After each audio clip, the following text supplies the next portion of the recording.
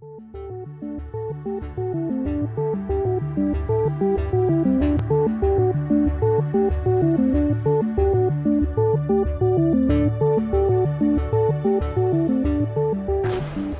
back, Guardians. Confucius K here with a brand new glitch for you. Well, brand new.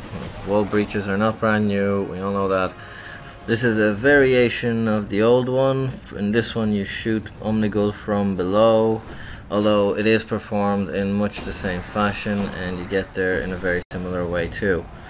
You just basically do the strike or nightfall or whatever it is as normal until you get to the point where you activate Omnigul, and then you backtrack your way out again and do the Sparrow glitch. I'll show you how to do that in a second. I'll just speed the video up so we can get to that point.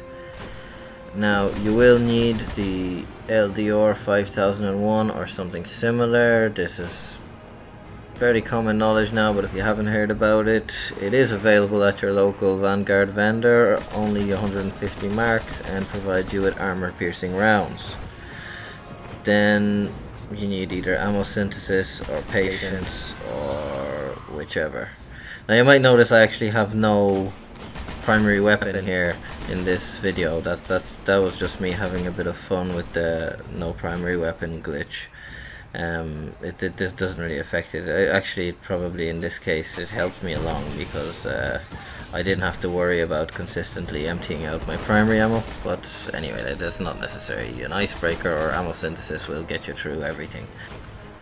So once you've beaten the Fallen in the first two sections, you will be brought into the public area Skywatch. That's on Earth, obviously, and that's where you will be doing the glitch from. Now if you're with a fire team, you can start heading towards the glitch spot straight away. If you're doing this by yourself, you will have to go all the way to Omnigul, kill off the ogre and everything right before so that she is in her final boss room, and then you have to backtrack back to this place. So I'm just going to help along here until the ogre is dead. I'll speed the video up again, and then we can get to the actual instructions of how to make it to the place where you can take her out.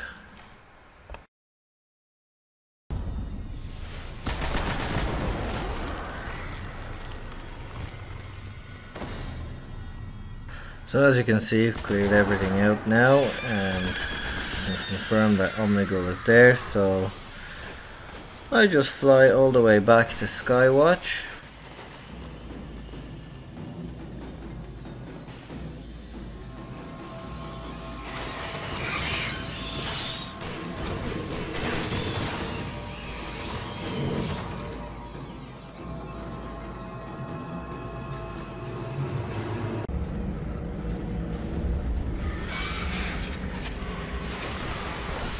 Once back outside, you head to the right and around the building. Now, you have a high enough jump, which most people should. If you're a hunter, you might have to do a kind of a jump around the fence. But if you can get up and over, it's perfect. Then you just get in here.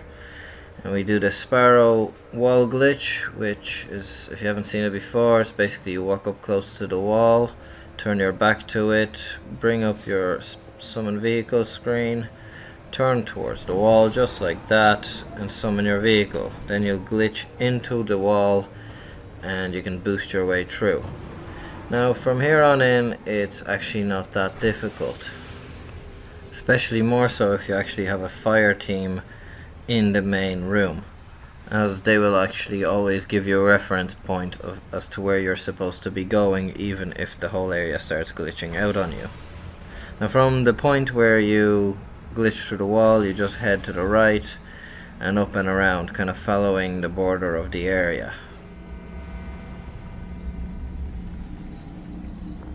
As you see, there is actually a fairly clear path ahead of you, very little to get lost in, and the invisible walls will keep you from going astray. As you can see, I can't go any further here, and where you want to go is down into this trench. So from this trench you're going to jump up onto the top of this building, and as you can see, this is the actual entrance to the Jovian complex, which you'd be running through if you were doing it normally. So I jump up on the building, go up and around it, again as always kinda keeping to the right. Now in order for this glitch to work properly, you actually have to activate Omnigul by loading the Jovian complex, and that's simply done from just one of these little trenches here. You'll see me doing it now and you'll have the loading screen popping up. If you're doing it solo, this is relevant. If you're doing it with a fire team and somebody's already there activated it, that doesn't really matter. You'll get your loot either way. So as you see, I just fall down into here and it'll give me the loading screen. There we go. So now she starts screaming her head off. We know that she's waiting to get shot. Next, we just have to jump straight back up out of this crevice. You can use the snow mound on your right as a bit of a guideline, but be very careful because you can actually fall to the right and die and, well, back to orbit. So then you continue to follow the pattern of this route and just following the kind of outside of the building. You can see as I'm doing here, I'm falling in between the wall and the crevice and it's fine. Eventually you'll get to the corner of the building and you just kind of have to jump onto this invisible ceiling. Sometimes it's visible, sometimes it's invisible. It's a bit of a lottery, but as you can see it's visible here, so I got a bit lucky and I'm following around. And this is the room right before it. As you can see, we're nearly there. Now you can try to jump up and over the ceiling and up there. It gets a bit messy, I think, myself. If you get all the way up to the top of the building, I think this way is better. This way being that once you're just up here, you simply drop to the left. And that's it, because if you're going up and around trying to get up here, it just gets annoying.